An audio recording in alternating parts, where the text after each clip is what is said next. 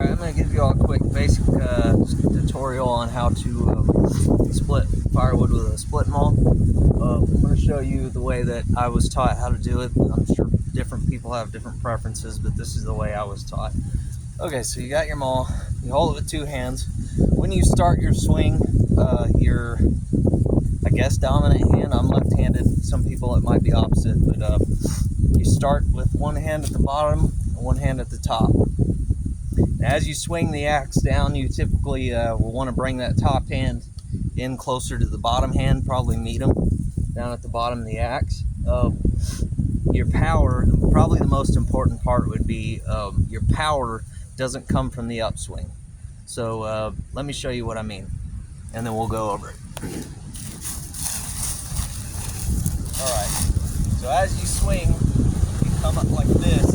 You don't want to try and throw it hard from here because that's wasting a lot of energy. And so you throw your axe up and you let gravity take over for a minute and you give it a little hang time. And as it's coming down, you can kind of feel it lining up with your target. And so you give it that hang time to give it enough time to where you can line it up.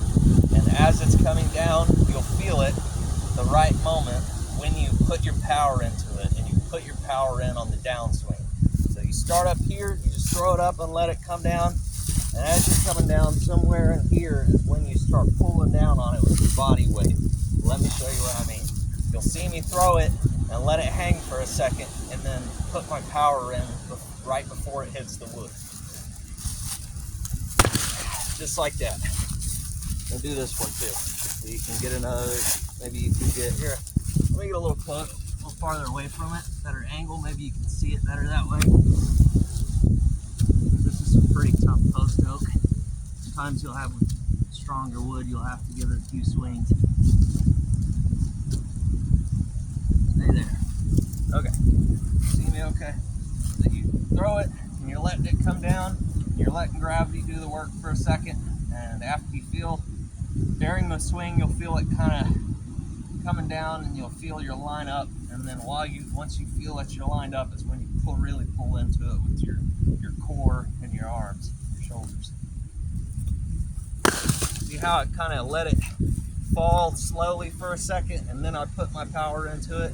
That saves you a ton of energy. If you try and put all your power in from the upswing starting right here, you'll wear out so fast. You'll be exhausted before you can get a few logs split. One other tip I can give you if you're cutting some really tough or knotty stuff, as you're coming down to this, the downswing and you're pulling your power into it, right here, whatever side you got that's facing the wood, you can feel that spot flex a little bit as you're putting your power in. If you really pull down and pull your power from that side and just really use your core to pull the power down into the wood, it'll give you an extra heavy hit when you need it. It's one of those things you just gotta practice it and you'll get it, but after a while what I'm saying will make sense. All right, have a good one.